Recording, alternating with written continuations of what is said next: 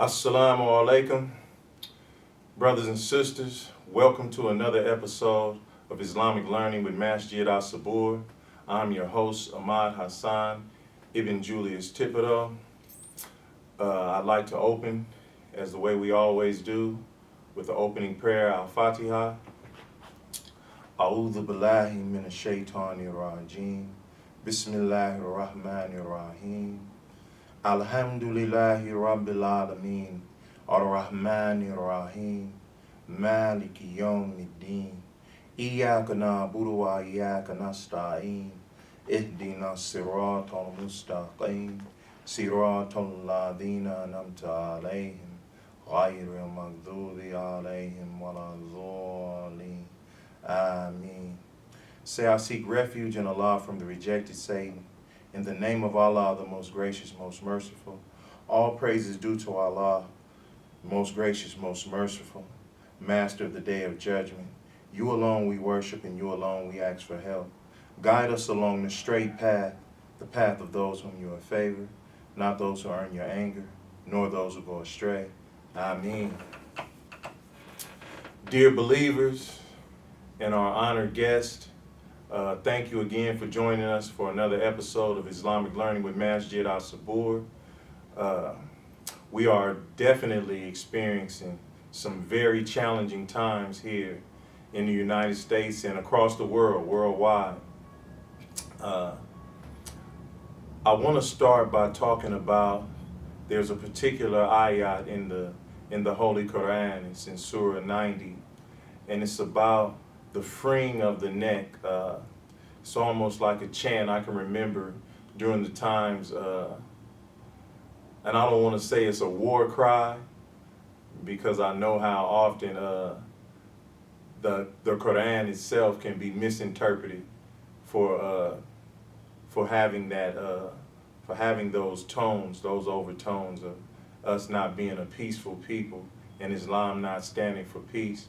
But in Islam, where this particular ayat, Fakul Raqabah, is the freeing of the neck, and I think about Bilal, radiallahu anhu, and I think about all the different times and examples in Islam where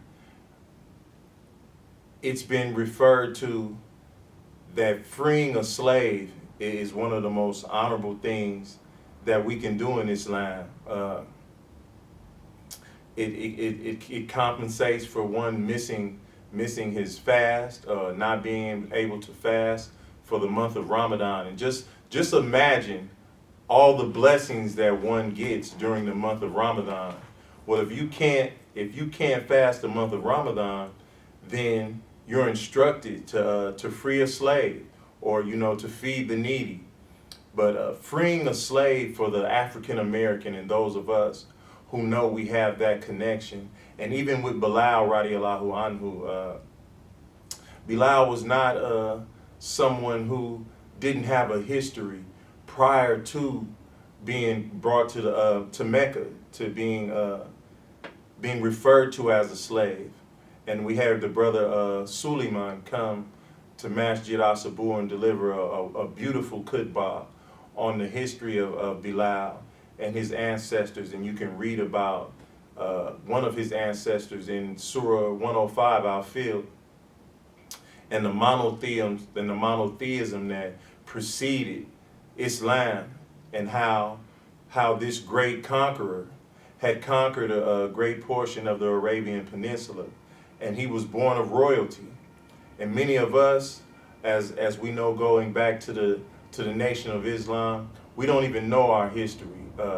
We don't know whether or not we have a royal lineage, but we do know for certain that many of us were not slaves prior. Our ancestors were not slaves prior to coming to this land. So the chant Fakul Raqabah, the ayat Fakul Raqabah, the freeing of the neck, as many of us know, we can remember seeing pictures where they had the not the noose, but the chains around the neck, this thing around the neck that and I can't think of what they called that, but they had it latched around the brothers and the sisters' necks to keep them from being able to move about freely, to go along with the shackles and the handcuffs. And so to remove this is so symbolic of freeing one's, not only one's physical being, but his spiritual being, his mind. And for many of us here in the United States, we need to be freed on so many levels. And right now, I don't know how many of us feel that right now is a moment to be seized, a moment that it's never felt like this in my time, in my lifetime, that we've had the opportunity to really make a difference. And I'm not talking about a small difference, a significant difference where we're talking about let's end slavery in all of its different forms once and for all for the African American and people of color in general. As we know what it's like for the field workers, for the Mexican immigrants here. But I'll say this, for the African American, for being the only people, many of us, and I know we like to pridefully say that many of us were here and we came here as free men long before Columbus. And I understand that. I understand that many of us did trade and we did, we soiled and tilled the land and cultivated the land. And we were here as free people prior to chattel slavery. But I'll say this, that's not what's plaguing us right now. What's plaguing us is the ramifications, the remnants, and the evolution of modern day slavery, from that chattel slavery to the way slavery has been disguised in so many different forms that we've been rocked to sleep. We've been rocked to sleep, and when people describe these forms of modern day slavery, even though it's in our Constitution, that for one who has been committed or been found guilty of committing a crime, slavery is not abolished. When I worked in the CDC, California Department of Corrections, for the most part, I worked for free. Whether I was building pool tables, park benches, whatever the case may be, I worked for free. And then when I finally did get a job, landed a job in PIA, and we built office dividers. The highest pay number I got there was 55 cents an hour. When I worked in Lens Lab, making all sorts of designer glasses, from Gucci to Liz Claiborne, Versace, you name it. The highest pay, and listen at these names I'm naming. The highest pay number I had was 65 cents an hour. So understand that slavery has never really been abolished. It's taken on new forms, and we've ignored the Willie Lynch letter, where he clearly explained to these people how they can make slavery last for 300 or 400 more years, and how slavery can evolve and be disguised. And now, I think it's safe to say that they're probably making more money off the African American now than they were during chattel slavery. And this is the time for us to wake up. It is time for us to wake up. I was listening to our young brother, our beloved brother, and I love the way that the brother LeBron James has taken the baton and leading the way for our American athletes. He may not be Muhammad Ali to many of us, and I get that, but he's out there in the forefront. He's out there on the front lines, like our beloved brother, dear brother Muhammad Ali was.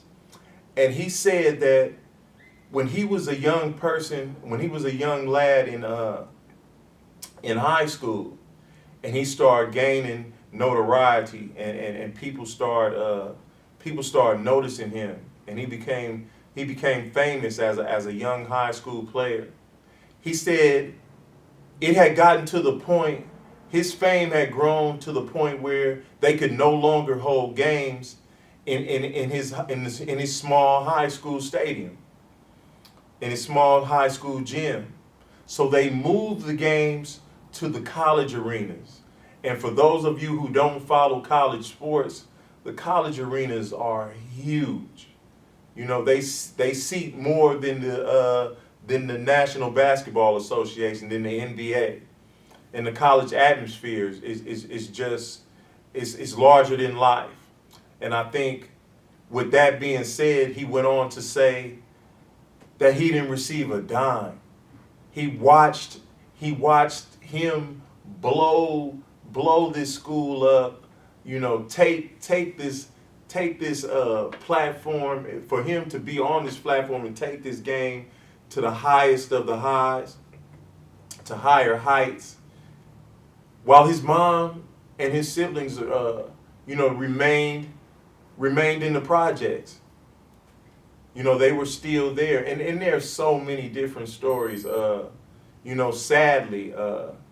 Sadly, people want to celebrate and salute Reggie Bush for being allowed to return to USC when he brought SC so much money. So they made billions off of Reggie Bush.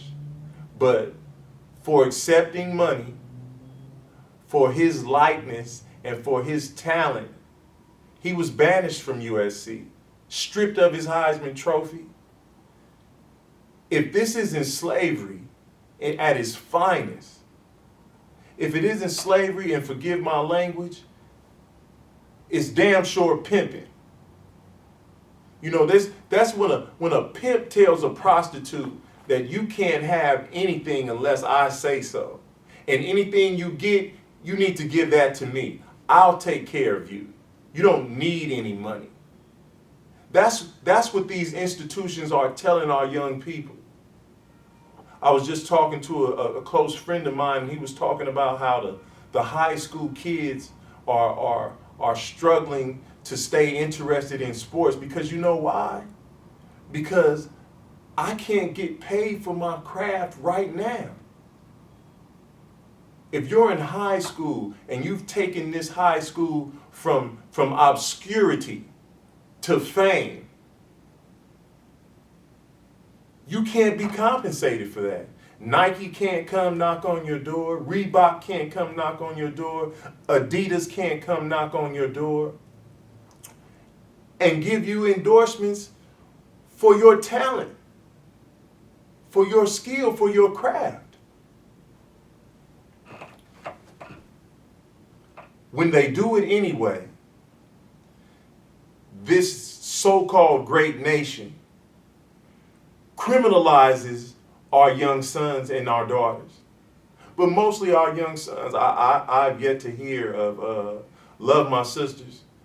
Not trying to separate us, definitely not during the time. We need to stand together in solidarity. But the attack is on the young black male in this particular arena. And we know that they want to exploit you too, sister. And we'll get to that. But right now, focusing on this, that young black male can't receive anything for his craft. And if he does, and in many cases, we already know they're coming from poverty. They're coming from highly trauma-impacted communities where they're experiencing trauma directly or vicariously on a daily basis. They can't receive anything, but when they do, they're criminalized, like Reggie Bush was, like Chris Webber, and countless others who have been stripped of everything that they've done for this school. But guess what? The school can give back the championship. The championship is tainted. The Heisman Trophy is tainted. But they won't give back a dime of that money that they made off of that young man. They've gotten so bad that the games that they had when Ed O'Bannon won his court case and basically liberated himself from them making money off of his likeness and his image and not giving him a dime. Not only not giving him a dime, but not asking his permission. Like, this is how bold they are. It's just like, we own you. We're gonna do this. We don't need your permission to put your likeness in a video game and make millions of dollars off of you. We don't need your permission. Like, what does that even sound like to you? When he sued and the courts ruled in his favor that he does need to be compensated for anyone using his image or his likeness, they just said, well, we'll stop making the games. We'll stop making college video games if it means we have to share that money. This is the disdain. This is the disdain and the low esteem that we're held in.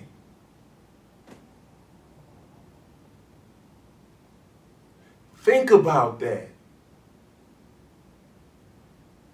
So, I'm saying in this moment, why don't we simply just say, we want slavery to end on all levels. We don't want you telling our children that they can't go to school if they accept money from legitimate companies. You know, Nike, Reebok, Adidas, Puma, so on and so on, the list goes on. These are legitimate companies. Gatorade. Like, why can't this young person take his family out of the ghetto and be freed up? Fakuraka, freed up to be creative. This is how brilliant we are, though, because most of the young people that we watch and we admire, they did it, the Allen Iversons. On it. We don't have enough time for me to go into AI's story. But I hope if you haven't, check it out. Check out his 30-30. Check out every story that you could possibly see, because to me that's the epitome. That's the epitome of the slavery that's still intact. And how they went after him. And how he came into the league. And still, yet I know they hated the fact that they wanted him to be a good Negro so bad, because they feel that they gave him an opportunity when they were gonna wrongfully send him to prison. Been singled out of probably 30, 40 people in an all-out melee. But they figured that they could make money off this young man. And that they did. But he didn't toe the line the way that they wanted him to. He didn't come in there, yes or no, sir. And he came in there with a different swagger. But I'll say this. I'll say that with his story, we have to see how our young people are manipulated, how they're used and then thrown away. And the stress that they must be enduring, in order for me to make it, even though these people are making all this money off of me, I still return to an environment where it is so dangerous that every single day, I don't know if I won't be the one who succumbs to gun violence. And there are so many stories. I have a friend of mine's, Landon, whose son was going, they did a movie on his son, who was going to Oregon, or the Oregon Ducks. And he came home to visit in the city of Richmond, and that's all it takes. So many stories where a young person can't even go home to visit, and they never return to that campus. It's easy to say that we shouldn't blame what happened 400 years ago on what our conditions are now today. That's 400 years ago. Get over it. And I say that it wasn't 400 years ago. It's been going on for 400 years. Yes, it's metamorphed into something totally different. And forgive me, astaghfirullah, it's not totally different because they're still lynching us lawfully, legally, on camera, lynching us. And those who are old-fashioned, they still won't even take the time to get a gun and shoot us. They still like the noose in the rope. We're still seeing brothers hung with the noose in the rope in 2020.